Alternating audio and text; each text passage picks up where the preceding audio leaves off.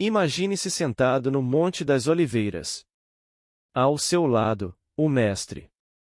Diante de Jerusalém, ele anuncia: virão dores, guerras, perseguições e sinais no céu e na terra. Não é ficção. É o sermão escatológico, a pregação que abalou Jerusalém e que, segundo o estudo profundo do professor Severino Celestino, ecoa até hoje. Ele explica: estamos no princípio das dores. O que era apenas profecia, agora se mistura com as notícias do nosso tempo. Falsos profetas, nações contra nações, terremotos, fome. Mas, por trás do cenário de crise, a promessa de algo maior. A chegada da nova era, o tempo da regeneração, quando a paz será lei. Essas palavras não foram dadas para amedrontar, mas para despertar. Porque, como Jesus disse, ninguém sabe o dia nem a hora, mas todos podem escolher estar prontos. Se você sente que o mundo está mudando diante dos seus olhos, que algo invisível está conduzindo essa transição, fique até o fim desta mensagem. E me diga, você estaria pronto se o chamado fosse hoje?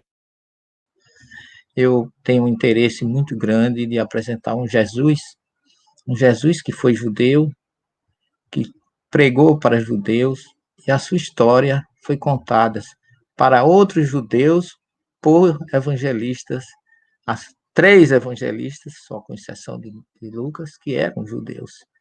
Então, se a gente não for em raízes, se a gente não for recordar aquilo que Jesus diz ao moço rico, quando ele pergunta qual era o caminho para alcançar a vida eterna, Jesus usa como caminho os ensinamentos da primeira revelação, porque ele usa o Êxodo 20, porque na época dele não tinha evangelho, ele não disse, vai viver o meu evangelho.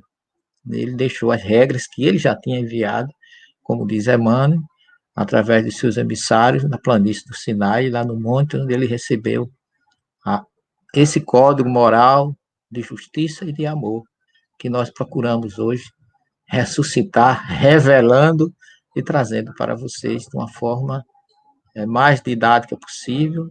Com certeza eu não terei condições de falar tudo, se assim for e acontecer, a gente leva, envia o material para vocês, que eu já falei com o Pedro Paulo, e a gente não perde esse elo, que eu não quero perder, porque eu me considero assim muito envolvido com esse trabalho. Eu sinto uma luz, um impulso muito grande para que eu possa trazer o pouco que eu sei, com muita humildade, sem imposição, como a doutrina espírita, mas expondo aquilo, os nossos pontos de vista, que são científicos, portanto, passíveis de discussão fraternal, de troca de ideias.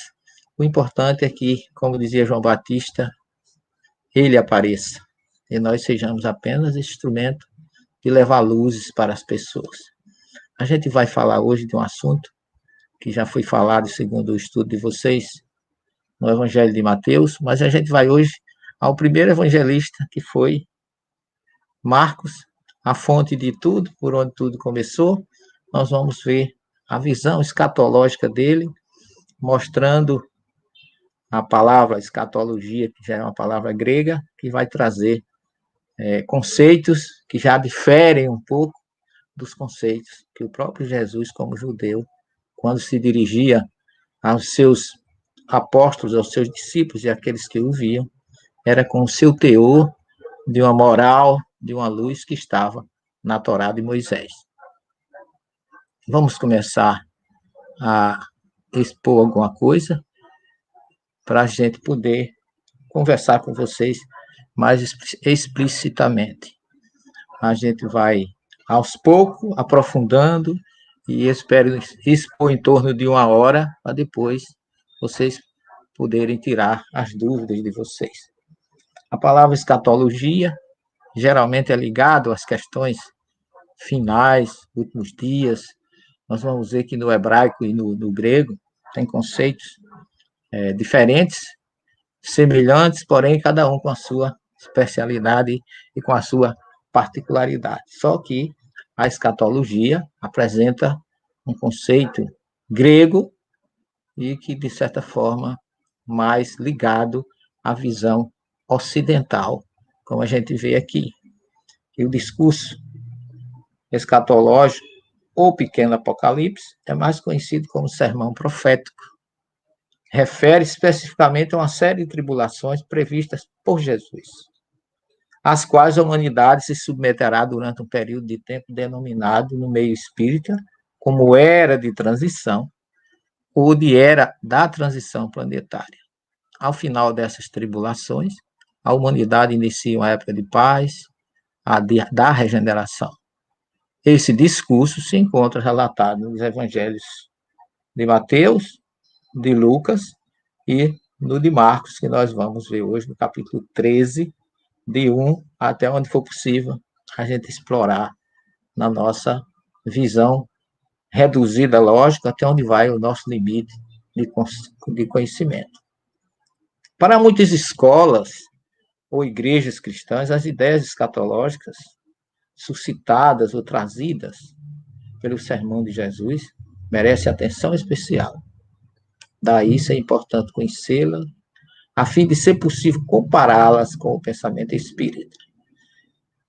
É aqui que a gente tem que tentar, de uma forma muito sucinta, dizer da importância, como diz Kardec, no primeiro capítulo do Evangelho segundo o Espiritismo, quando o espírito Mordecai, o espírito israelita, ele diz que Moisés iniciou a obra, Jesus continuou e o Espiritismo arrematará. Portanto, são três revelações que se interligam, não se antagonizam, se completam, e cada uma veio ao seu tempo, de acordo com a evolução de cada povo, de acordo com a necessidade específica daquela época. É assim que nós temos as três revelações dirigidas pelo próprio Jesus, que enviou Abraão, Isaque e Jacó, os profetas, na primeira, depois ele veio instaurar a segunda, e ainda entre nós prometeu que revelaria o Espírito da Verdade que nos trazia a terceira revelação. E assim, nós analisando as próprias informações do Cristo, entendemos que cada uma veio a seu modo. A palavra escatologia vem de escatos, em grego, significa fim, o futuro, com relação aos seres humanos, à pessoa, no tocante à morte, ressurreição, julgamento e vida do porvir. Nesse último aspecto, ou seja, vida futura, a escatologia às vezes é restrita ao final total do mundo, excluindo muita coisa comumente abrangida pelo escopo do termo ocidental. Portanto, a visão ocidental, ela quase sempre ela não se coaduna, ou ela distorce, ou ela coloca as verdades trazidas por Jesus debaixo de um véu ou de uma dificuldade que muitas vezes a gente não tem condições de entender. E aí, porque Kardec, na sua lucidez, na Gênesis, no capítulo 17, item 64, ele diz que a doutrina de um juízo final único, universal, pondo sempre a humanidade, pondo fim à humanidade, repugna a razão, a lógica, por implicar uma inatividade para Deus. Durante a eternidade que precedeu a criação da Terra e durante a eternidade que se seguirá a sua destruição, que utilidade teria então o Sol, a Lua e as estrelas, que, segundo a Gênesis, foram feitos para iluminar o mundo? Causa espanto que tão imensa obra se haja produzido por tão pouco tempo, ou para tão pouco tempo, e a benefício de seres voltados de antemão, em sua maioria, aos suplícios eternos. Essa colocação do Kardec eu acho fantástica, porque vai realmente de acordo com o que nós normalmente pensamos, pela lógica, razão e bom senso que a doutrina nos coloca.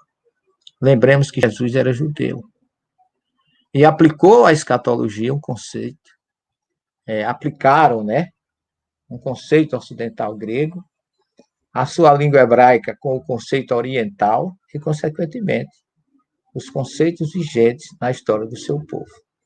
Então, nós trouxemos, foi trazido para o Ocidente esse conceito escatológico, que é uma palavra grega, e que Jesus nunca usou essa palavra, nem mesmo seus discípulos. Essas colocações vêm exatamente daqueles que traduziram os evangelhos para o mundo ocidental. E aí nós entramos, eu queria deixar logo bem registrado isso aqui, com relação ao juízo final, que a gente está falando exatamente disso, e Kardec coloca na Gênesis essa observação que, materialmente, a ideia de um julgamento único seria, até certo ponto, admissível para os que não procuram a razão das coisas, quando se acreditava que a humanidade toda se achava concentrada na Terra, e que, para seus habitantes, fora feito tudo que o universo contém. É, porém, inadmissível, desde que se sabe que há milhares de mundos semelhantes que perpetuam as humanidades pela eternidade afora, e entre os quais a Terra é um dos menos consideráveis. Simples, ponto, imperceptível. Assim, em vez de juízo final, Kardec sugere juízos gerais, abrangendo todas as épocas de renovação parcial ou total, dentro do princípio das imigrações e emigrações dos espíritos nos diversos mundos habitados, como Jesus diz lá em João, que na casa do meu Pai tem muitas moradas. Então, baseado nesse conceito, nessa colocação de Kardec, a gente vai entender melhor o que Jesus estava falando para o seu povo naquela época, onde ele pronunciou esse sermão lá no Monte das Oliveiras. Assim, o sermão começa no templo. A gente vai fazer um pouquinho de história com relação ao templo, que se chama em hebraico Beit HaMikdash, que significa casa de santidade, casa santa. Representa o culto do sacrifício, ou representava naquela época o culto do sacrifício em Jerusalém, dirigido pelos sacerdotes, chama em hebraico Koanim, que o singular é Cohen, e os levitas, que eram aqueles que, junto com os sacerdotes, administravam o templo. O primeiro templo foi construído por Salomão para substituir o tabernáculo. E dentro dessa ligeira história de tabernáculo, nós temos aqui uma visão de um tabernáculo, como está aqui, no deserto, com as luzes de Deus descendo sobre o tabernáculo, que em hebraico chama Oel, hoje já chama mais, na linguagem moderna, Mishkan, mas, como está lá na Torá, é Oel, que significa tenda, barraca, alguma coisa que Moisés orientou para que fosse construído para receber as tábuas da lei que vinha lá do deserto, recebida lá no Monte Sinai. A ideia de que o tabernáculo deveria ser substituído por uma estrutura permanente mais magnífica foi atribuída a Davi, sem dúvida, segundo a sugestão do alto, vinda de Deus, que moveu seu coração e sua mente para ser generoso com os cultos a Deus, no caso a Yahvé, que aqui representa o guia do povo hebreu. Mas quando Josué chega a Samaria, ele instala ali, porque ele chega junto com o povo, com os líderes, com os oficiais e seus juízes, dos dois lados daqueles montes que ficam na Samaria hoje, e que carregavam, naquela comitiva, a conhecida Arca da Aliança. Metade do povo estava de pé, de frente do Monte Gerizim, e a outra metade de frente do Monte Ebal, como está narrado lá em Josué 8:33. Tudo conforme Moisés tinha ordenado, para que o povo ficasse protegido pelas coisas do alto. E o Monte Gerizim está localizado hoje na Cisjordânia, a 883 metros acima do nível do mar. É considerado uma das montanhas mais altas daquele país. Está separado do Monte Ebal pelo vale onde se encontra a cidade bíblica de Siquém, atualmente chamada Nábulos, Foi nesse local que Jesus encontra a samaritana e se revelou a ela como Messias, no conhecido Poço de Jacó, narrado lá em João 4. Também foi no Monte Gerizim que os samaritanos ergueram seu templo após a conquista daquela região por Alexandre Magno, o Grande, no ano 332 a.C. O edifício, no entanto, foi destruído no ano 128 a.C. por Hircano, um descendente dos Armoneus, dos Macabeus, naquelas discussões que a gente sabe da Reconquista e a reconstrução do Templo de Jerusalém.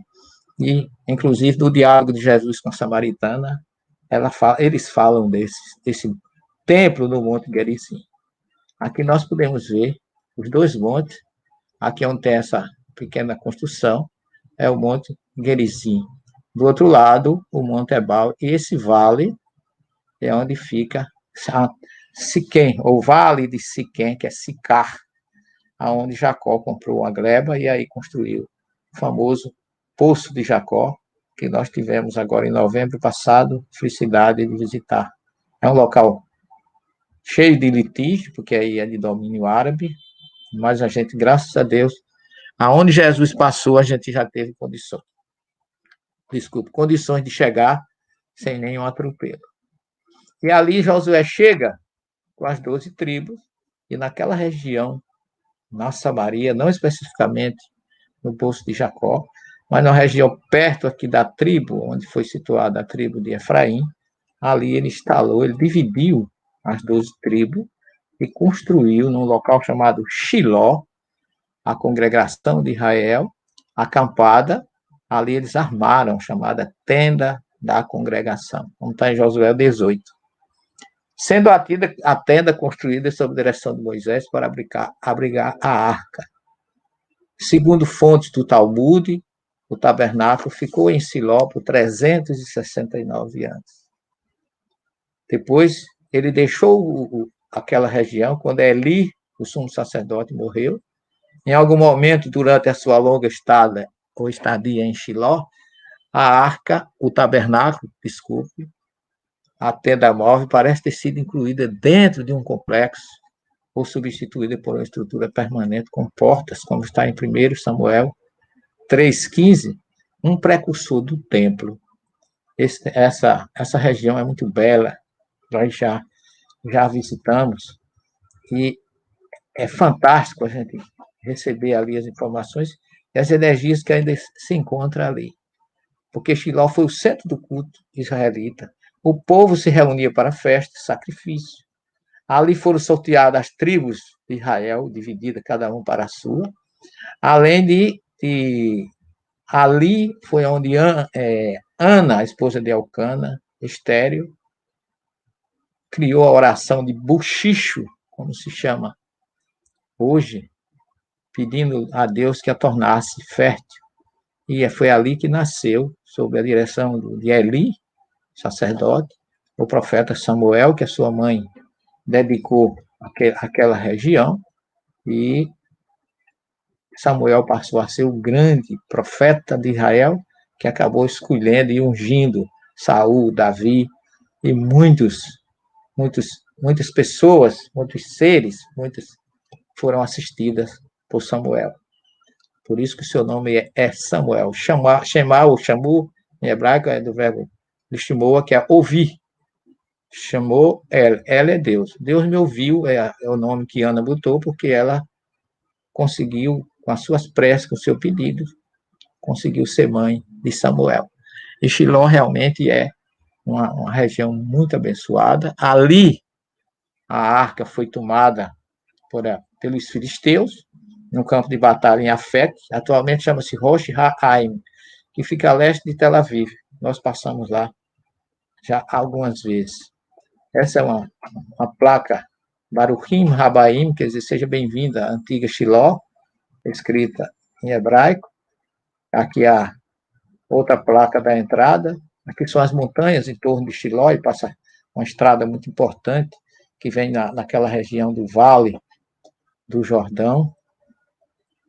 E ali eles se instalaram e ficaram por todos os 369 anos. Aqui vocês têm a visão de uma réplica do tabernáculo construído por Josué.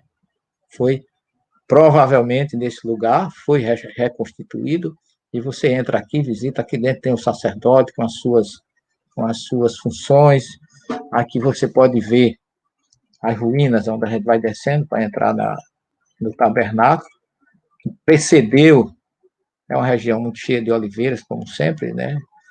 A Israel como um todo, Samaria, Judéia, Galiléia, sempre são marcadas, menos a Judéia por causa do deserto, mas Samaria e Galiléia são muito marcadas por oliveiras, são locais muito gostosos de a gente visitar. Aqui é a placa de entrada, eu tenho que correr um pouquinho, e aqui vocês têm as divisões das 12 tribos. Aqui realmente ficou Shiló, então o nome hebraico aqui é Shiló.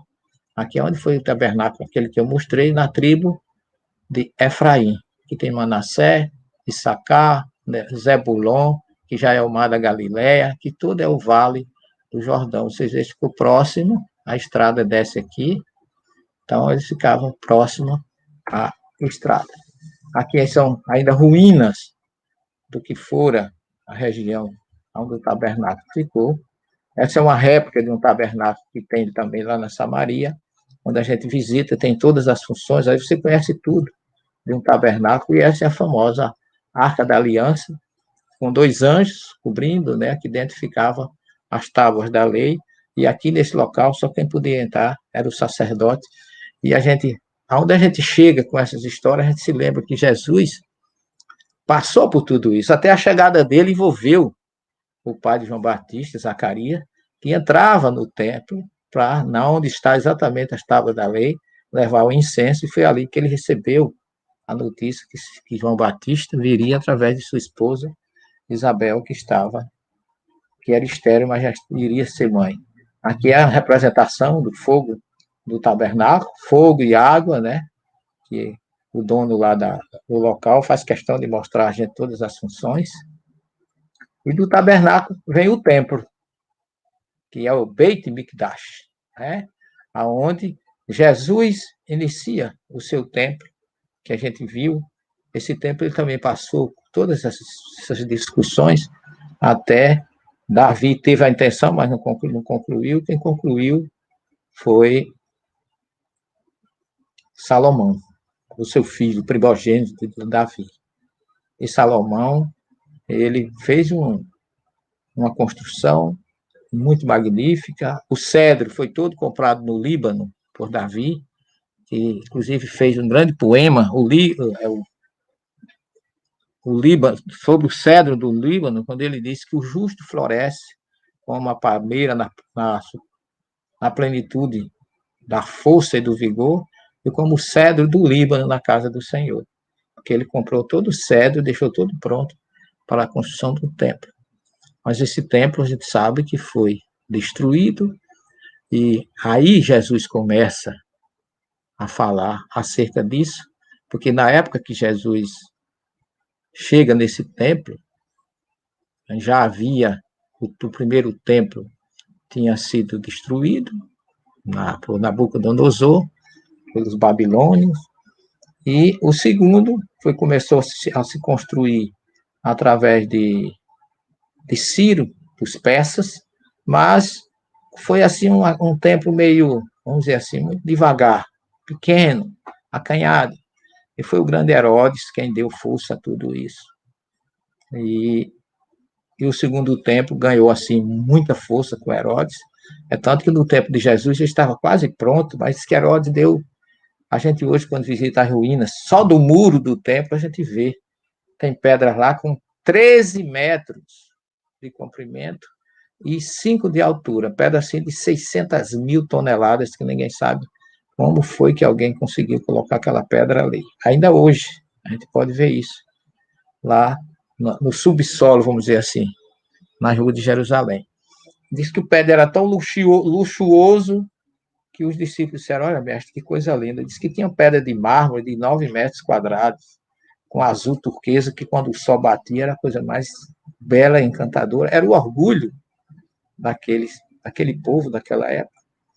E quando Jesus recebe aquela informação dos discípulos, ele é como se for assim uma espécie de Ele não quis dizer aquilo com prazer, trazia sentimento em suas palavras, quando ele diz que ali não restaria pedra sobre pedra. Então começa as primeiras previsões de Jesus acerca da destruição do templo, nos versículos 1 e 2, do capítulo 13 do Evangelho de Marcos. O que se apresenta como profecia, nesse caso, não exprime um desejo de Jesus, mas uma tristeza diante de uma catástrofe que parece inevitável e a gente sabe que assim aconteceu. Então, primeiro e segundo templo. O terceiro, ainda hoje, os judeus pensam em reconstruir, mas para reconstruir o terceiro templo será um problema político seríssimo. Aí daria só uma palestra para a gente falar a respeito disso. Jesus se assenta no Monte das Oliveiras, porque ele desce geograficamente, quem está no templo avista o Monte das Oliveiras e vice-versa.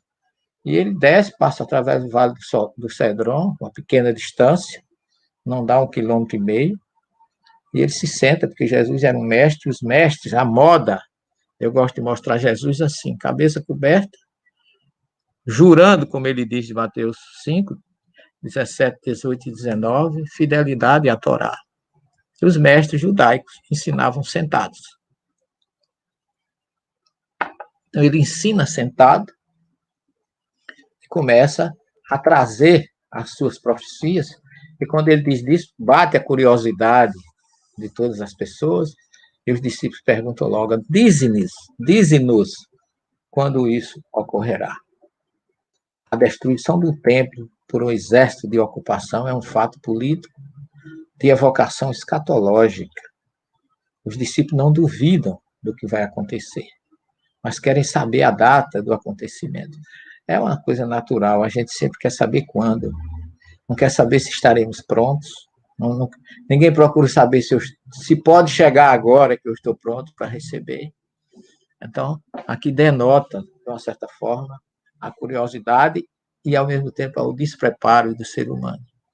Porque tudo que Jesus falava, eles tinham plena certeza que estava dentro de um contexto que tinha muita razão e muita verdade de ser. E, nesse sentido, Jesus começa, então, a gente sabe, só para adiantar, que no ano 70 tudo isso se cumpriu, através de Tito Vespasiano, o general Tito, que depois acabou sendo também imperador, mas Jesus começa a fazer revelações das dores que aconteceriam, das coisas que viriam no futuro. E a primeira observação que ele dá, cuidado para que ninguém vos engane. Muitos virão em meu nome e dirão, eu sou. Essa é uma expressão judaica que todo mundo coloca, que Jesus tivesse dizendo que era Deus, mas aqui essa expressão, na verdade, no judaísmo, Anohi é uma expressão hebraica que significa simplesmente eu. Porque como o hebraico não tem primeira pessoa do verbo ser não existe, eu não digo eu sou, eu digo simplesmente Ani, que é o pronome que significa eu.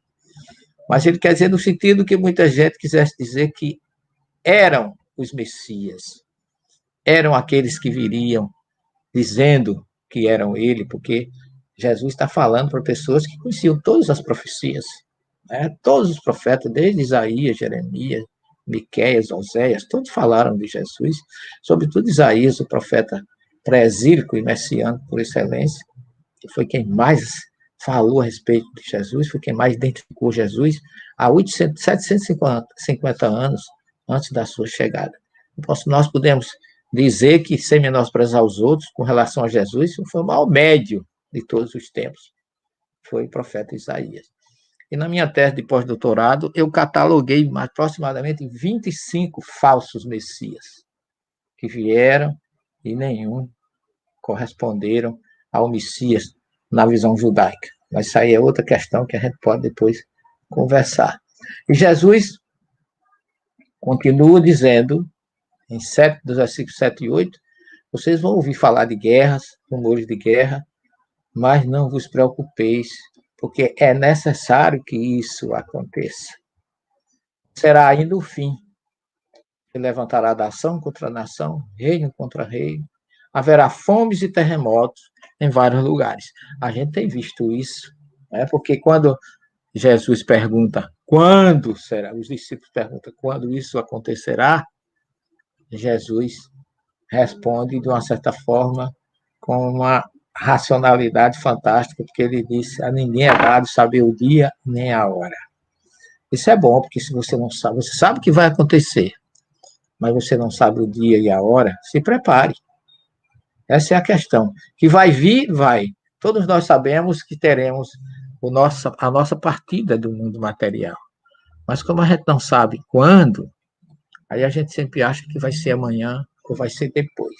Só que essa revelação de Jesus, vocês vão encontrar referências a ela em Isaías 8, 21, 13, 13, 14, 30, 19, 2, em Jeremias 23, 19 e em Ezequiel 5, 12. Quer dizer, muitos que antecederam o próprio Jesus já falavam desses sinais. Jesus praticamente reforça e adverte a todos para se prepararem, porque elas virão. E a gente tem visto tantas coisas, né? Tsunami do Japão em 2011, as Torres Gêmeas em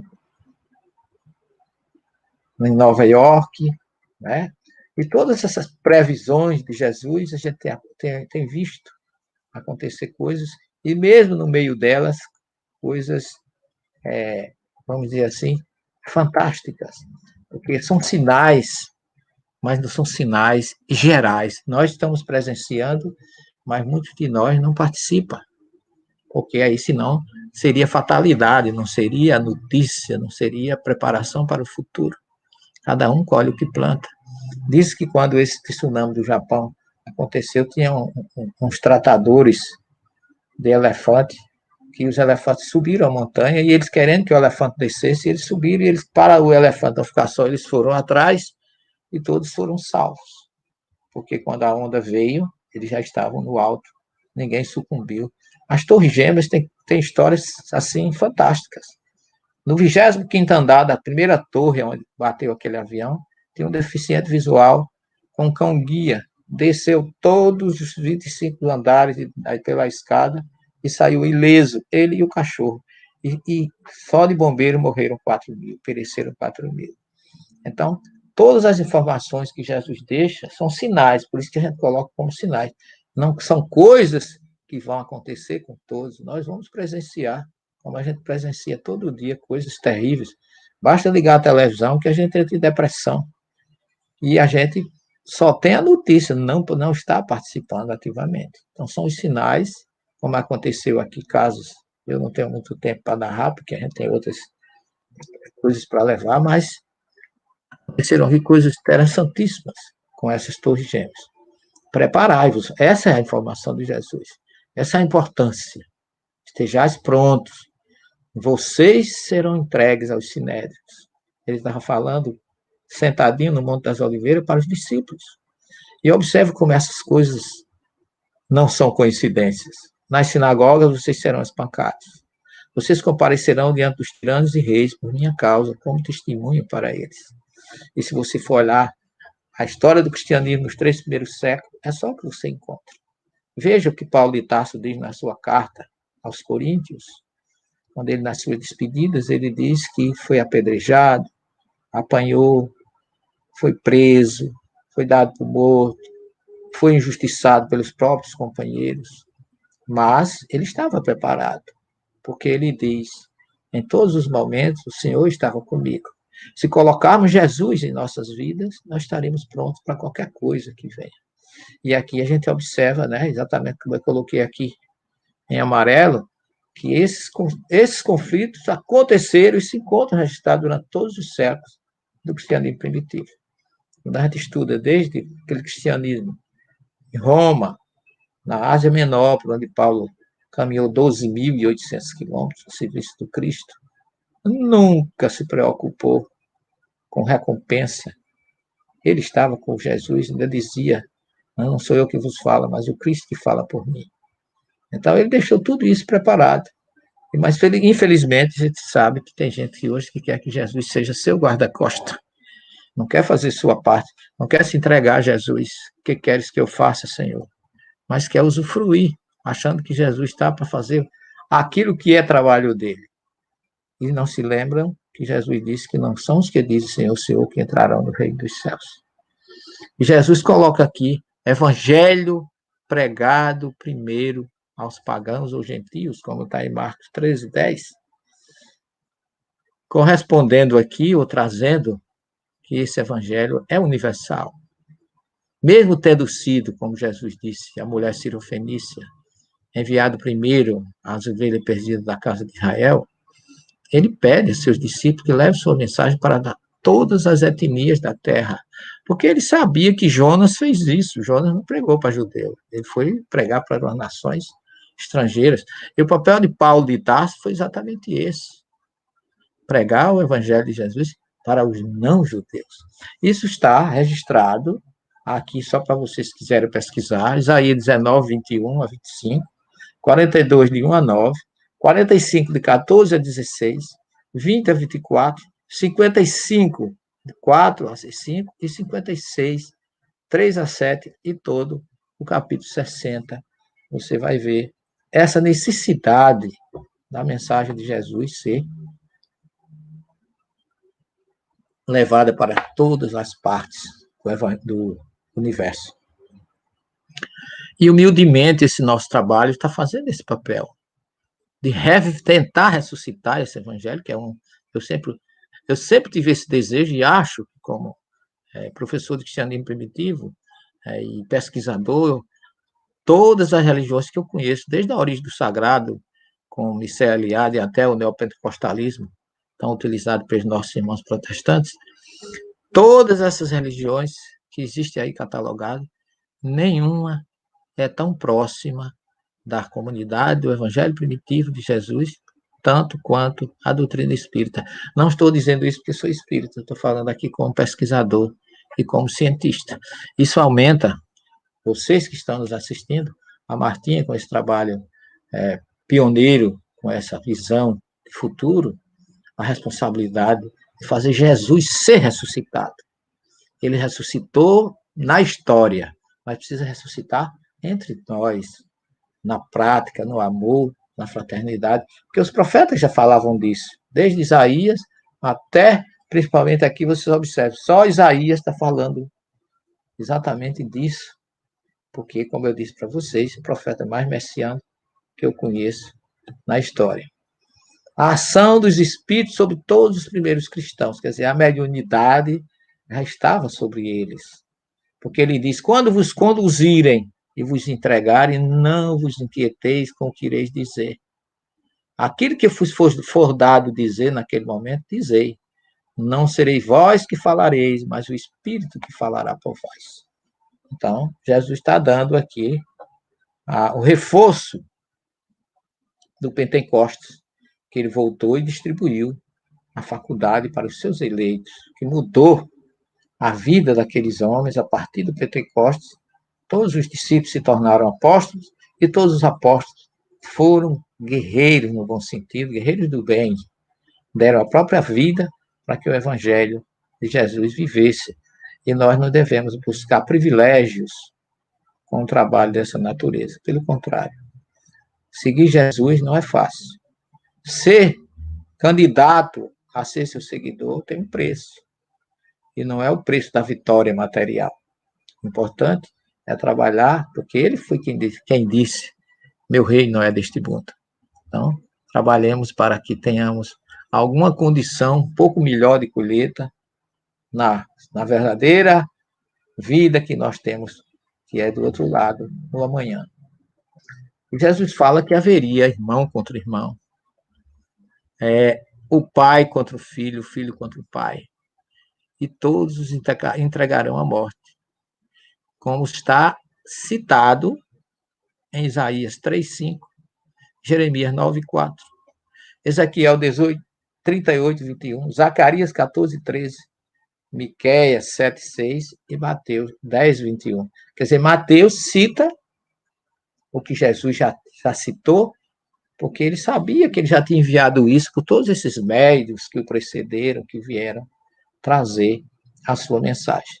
Daí a importância, meus queridos, vocês que fazem parte desse grupo, de procurar ver o Jesus judeu, porque a mensagem judaica de Jesus é que nos leva ao seu evangelho, é que nos leva ao entendimento da doutrina, porque, como diz o Espírito da Verdade na questão 627, o Espiritismo veio exatamente fazer esse papel, de levantar o véu, apresentar para nós aquilo que Jesus falou, que já veio dos profetas da sua primeira revelação, e que na consubstanciamento ou consubstanciação da terceira revelação, as coisas se encaixam e vão até ao que é necessário para que chegue às pessoas de uma forma compreensível. É como Martinha falou na apresentação. Interpretar um versículo da Bíblia, do Evangelho, não é coisa fácil.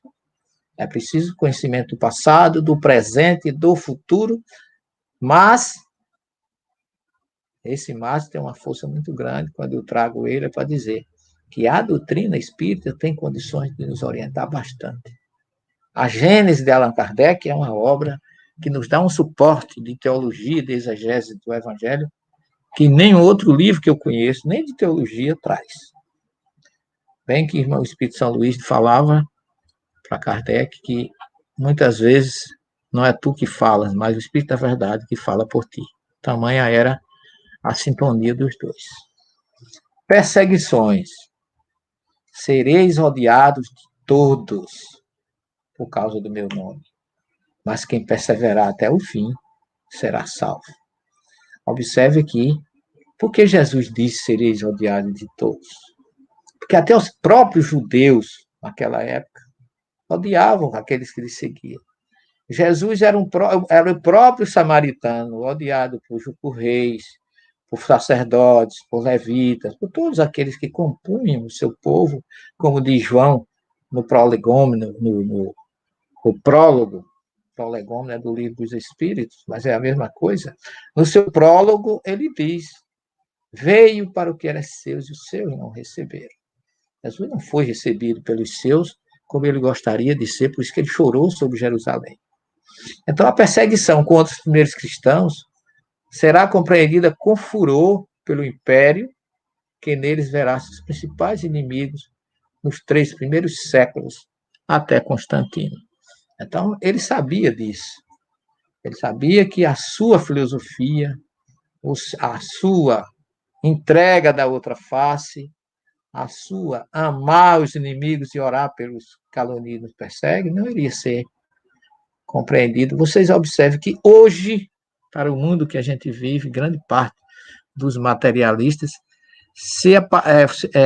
ignorarão demais se a gente for falar para eles que eles amem os seus inimigos e orem pelos que vos caluniam e vos perseguem. Isso 2020 anos depois de Jesus ter dito. Agora imagine dizer isso 2000 anos atrás, para aquele povo que era do olho por olho, dente por dente, a lei de honra, aquela visão materialista, e Jesus dizer isso há 2000 anos. Por isso que ele diz, sereis odiados de todos. E a gente vê que não escapou nenhum, só João para receber o Apocalipse. E as obras de Emmanuel, Paulo e Estevão, Ave Cristo, são obras que, há 2000 anos que mostram o preço que os seguidores de Jesus pagaram. Especificamente Paulo de Tarso. Impressiona a entrega daquele homem à causa do Cristo. Jesus deu assim, virou Paulo pelo avesso. Imagina o doutor da lei com aquela condição, com aquela ortodoxia que ainda hoje existe muito forte no judaísmo, ter mudado a sua conduta tão forte depois de conhecer Jesus. Que o chamado também foi muito forte, né? Mas quando virdes o horror devastador, por que horror devastador? Porque Jesus está falando o que fala Daniel 9:27. Lá onde ele não deve estar. Quando ler, percebam. Então, os que estiverem na Judéia, fujam para as montanhas. Aqui há uma referência, nesse versículo 14 de Marcos, ao altar pagão que foi construído por Antíoco Epifânio no lugar do altar das oferendas no Templo de Jerusalém. Isso foi considerado assim um dos maiores sacrilégios. Né? Jesus já previu naquela época a profanação do templo antes de sua destruição. Né? Marcos, nesse caso, que escreveu isso, pode ter se referido a Calígula, que no ano 39 tentou colocar a sua própria estátua no templo, mas não chegou a viver o suficiente. Mas isso foi uma coisa que hoje, 2020 anos depois, se a gente vai a Israel, os guias falam disso. Sobretudo os guias mais ligados, porque os nossos guias são sempre judeus. E eles têm um conhecimento da história fantástico. Eu sou louco por história. História judaica com Jesus no meio, aí é que eu fico mais apaixonado ainda. Então Jesus ele trazia esse sentimento todo no seu coração, porque ele via o ontem, o hoje e o amanhã. Então, ele se refere a Daniel assim como se olha, quando vocês viram o horror devastador, por que horror devastador? De onde é que vem isso? Vem que está lá em Daniel 9:27. Então, os discípulos conheciam. Quem lia os profetas, quem estava familiarizado com a história dos hebreus, que foi um povo muito perseguido em todas as épocas da história, eles, quando Jesus fala do horror devastador, para eles estão falando igual a gente falar, meu primo, minha tia ou minha mãe desencarnou. A mesma familiaridade todos que ouviam Jesus tinham com essa identificação, ou com essa narrativa, com essa profecia, ou com essa mediunidade de Isaías, lá no cativeiro da Babilônia, né? O jovem Daniel já falava isso. A grande tribulação. Essa grande tribulação, que é o horror devastador também, ela diz muito com a destruição do templo. E a gente sabe pela história que foi assim algo indescritível. Diz que quando Tito invade e entra em Jerusalém, começou o horror, né? Porque os invasores não respeitam mulheres, crianças, nem respeitam ninguém. Então o povo apavorado achou que aonde eles estariam protegidos seria no templo sagrado. Todos entraram no templo. E ali os romanos atearam fogo no templo e não escapou ninguém. Então foi realmente algo terrível. Então Jesus disse: quem está no terraço, não desça, nem entre em casa, para pegar nada. A coisa seria, e como de fato aconteceu, tão forte, por isso que se sabe que o Evangelho de Mateus, de Marcos, de Lucas, Mateus e Marcos, nessas passagens, ele prova que eles foram escritos antes dos anos 70. Porque ele está falando de coisa que ainda ia acontecer.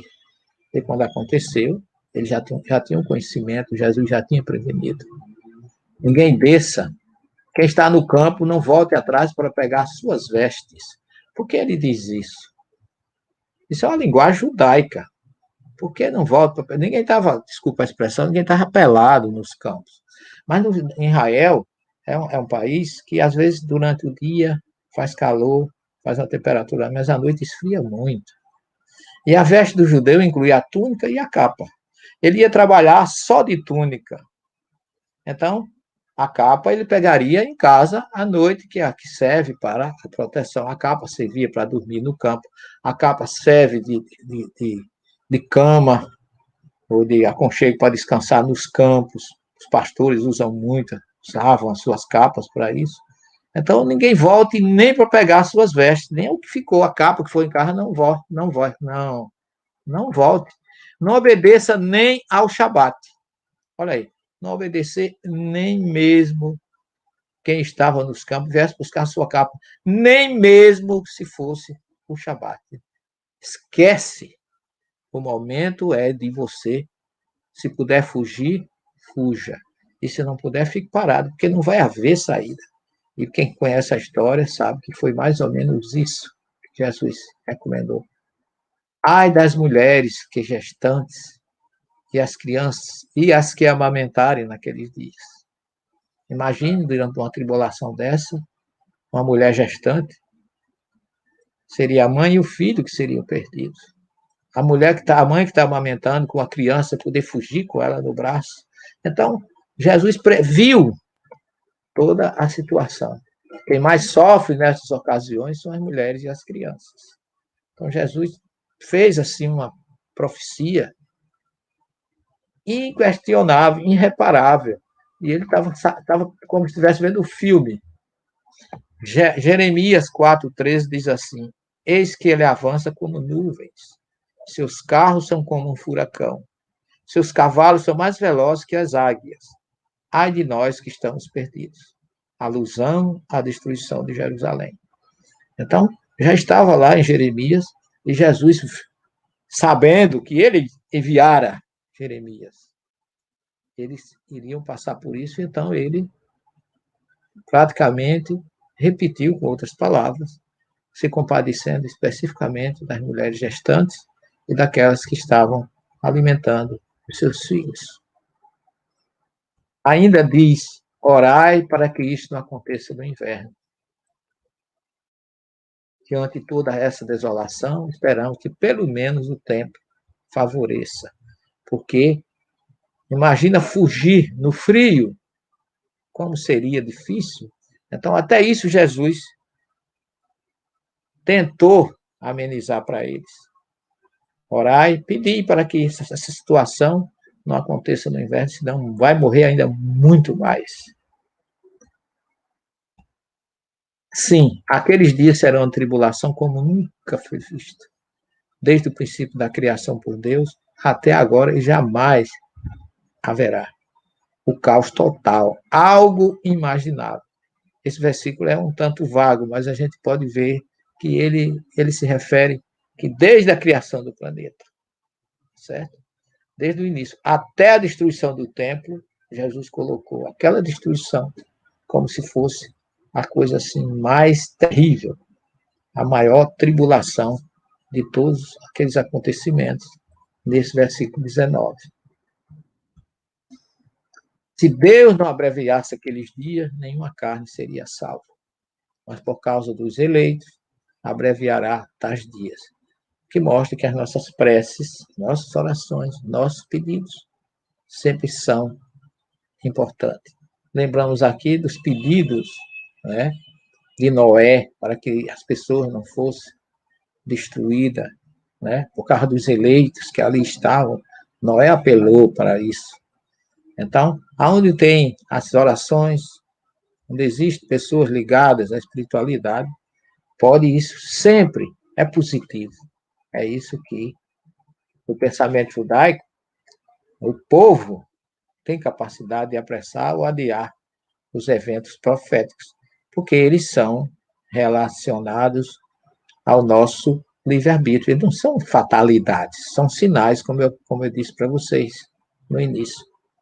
E daí porque o vigiar e orar está sempre em vigor, é sempre positivo nessas situações, nesses momentos.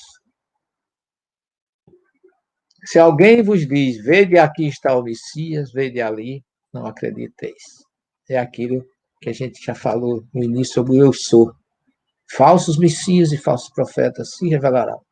Farão sinais e prodígios para desviar, se possível, até mesmo os eleitos. Nós estamos vivendo isso no presente.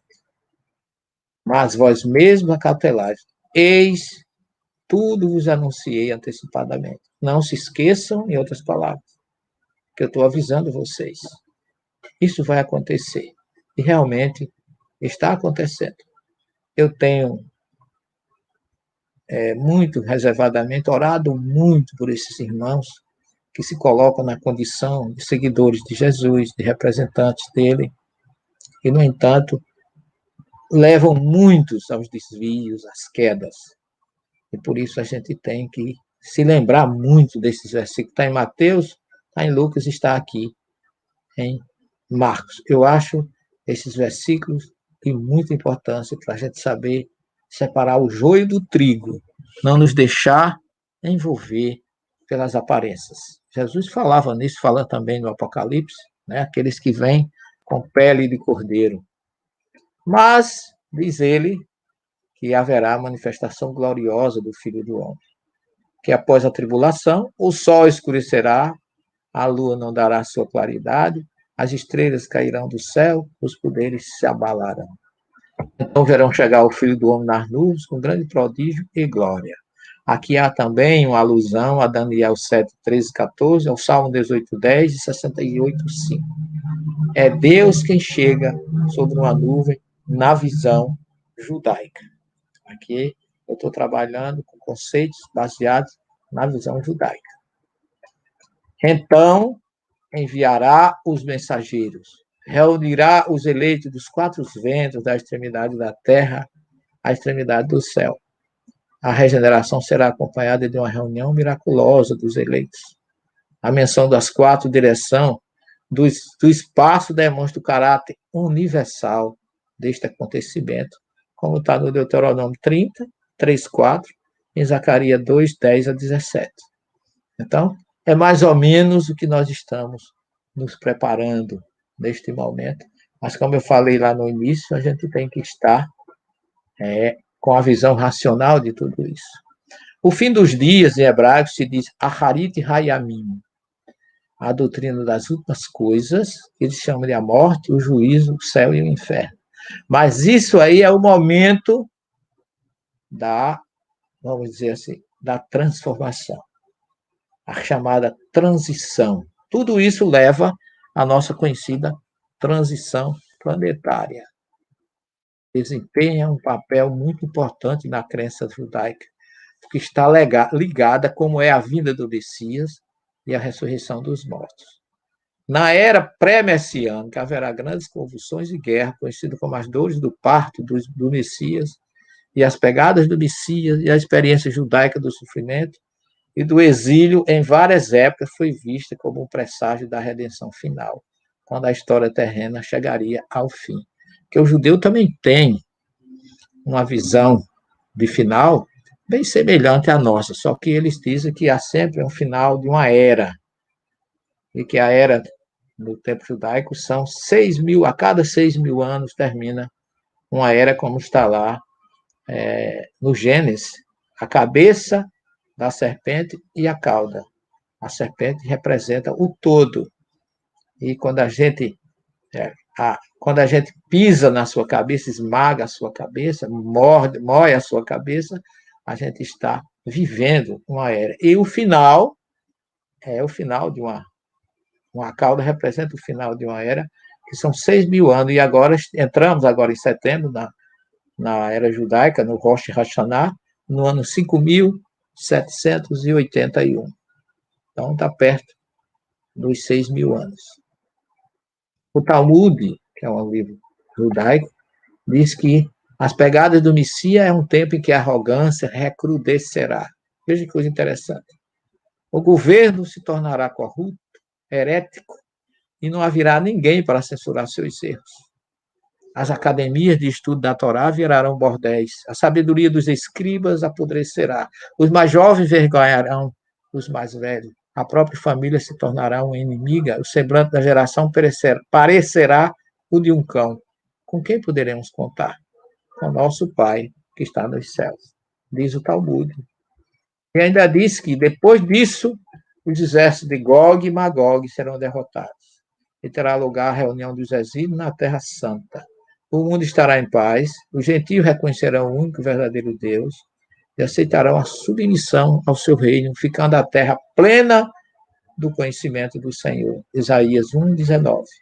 Na era messiânica haverá o grande dia do juízo para a humanidade, com os mortos erguendo das suas sepulturas para uma nova vida. Aqui é o chamado Periat Hametim em hebraico. E depois vem o Olam Rabá, que em hebraico é mundo vindouro. Olam é mundo, Ra é aquele, Ba é vir, aquele mundo que virá, o mundo vindouro, o mundo espiritual. É interessante porque tem muito parecido com o nosso sistema da doutrina. Depois, no período chamado Olam Rabá, os justos renunciam no grande banquete do Messias, comidas impuras serão declaradas coxê ou cachê, o mundo falará uma só língua, a noite se tornará igual ao dia, o calor do sol curará os enfermos, as árvores darão frutos frescos a cada mês, animais selvagens se tornarão dóceis, e o anjo da morte será morto por Deus. Contudo, porque essas imagens não têm uma interpretação literal demais, diz que não haverá comida ou bebida, mas os justos simplesmente desfrutarão do Espírito de Deus, que se chama de Shekinah ou Shekinah. Na visão espírita, os tempos das tribulações previstas pelos Escritos são encerrados com acontecimentos de abrangência cósmica que abalarão os poderes dos céus, como consta no texto de Marcos. Não temos a menor ideia de que tipo de acontecimento cósmico será esse a ponto de abalar os poderes dos céus. E não há por que especular a respeito, mas alguns deles, assinalados nos versículos 24 e 25, nos faz pensar em eclipse, ou do Sol ou da Lua, talvez ambos. Considerando essas informações, o Sol escurecerá, a Lua não dará sua claridade, como Marcos 13, 24 e 25. Deve-se observar que entre os antigos, os tremores da terra, os obscurecimentos do sol eram símbolos obrigatórios de todos os acontecimentos e de todos os presságios sinistros. Nós os encontramos na morte de Jesus, na de César e em uma infinidade de circunstâncias na história do paganismo. Acresce-se aqui as estrelas que caem dos céus, como para testemunhar gerações futuras, mas esclarecidas que isso se trata de uma ficção, uma vez que se sabe agora que as estrelas não podem cair. Kardec, capítulo 17, item 55 da Gênesis. Kardec diz ainda que ocorrerá uma remodelação da humanidade. Pode até ser que o Cristo renasça no planeta, como ocorreu há mais de 2000 anos, como pregam algumas tradições. Mas pode ser que não. Jesus anuncia o seu segundo advento, mas não diz que voltará à Terra como corpo carnal, nem que personificará o Consolador. Apresenta-se como tendo de vir em espírito na glória de seu Pai para julgar o mérito e o demérito, e dar a cada um segundo suas obras, quando os tempos forem chegados. A era da regeneração será reconhecida pela vivência das leis morais, e os homens viverão como irmãos, filhos do mesmo Pai, o Criador Supremo. Um só pastor e um só rebanho, como é o sonho do nosso Mestre Jesus. E assim opera-se presentemente um desses movimentos gerais destinados a realizar uma remodelação da humanidade. A multiplicidade das causas de destruição constitui sinal característico dos tempos, pois que elas apressarão a eclosão dos novos germes. A Gênesis 18, 34. São as folhas que caem no outono e as quais sucedem outras folhas cheias de vida, visto que a humanidade tem suas estações como os indivíduos têm suas várias idades. As folhas mortas da humanidade caem batidas pelas rajadas e pelos golpes do vento, porém para renascerem mais vivas, sob o mesmo sopro de vida que não se extingue, mas se purifica. Kardec. A Terra, no dizer dos Espíritos, não deve ser transformada por um cataclismo que aniquilaria subitamente uma geração. A geração atual desaparecerá gradualmente e a nova sucederá da mesma maneira, sem que nada seja mudado na ordem natural das coisas. Trata-se, pois, muito menos de uma nova geração corpórea do que de uma nova geração de espíritos. Assim, aqueles que esperam ver a transformação ocorrer através de efeitos sobrenaturais e maravilhosos ficarão decepcionados, nos diz Kardec. Jesus promete no Apocalipse que haverá um novo céu e uma nova terra, no capítulo 21, versículo 1, porque Deus enxugará toda lágrima, e aí haverá realmente um novo céu, uma nova terra, e uma nova geração no mundo regenerado. Chegará com muita paz, com muita luz para todos, porque com a prática da lei de Deus, o sofrimento, as dores, as expiações, não mais se farão necessários. Porque na terra morada dos mansos não existirão mais os espíritos remitentes ao mal, porque serão dispersados pelos mundos inferiores de acordo com suas tendências. Está escrito em obras póstumas, e Kardec diz na Gênesis, no capítulo 18, 27 e 28, que a terra, felizes os homens, que é preciso que somente povoem espíritos bons, encarnados e desencarnados, que somente ao bem se dediquem.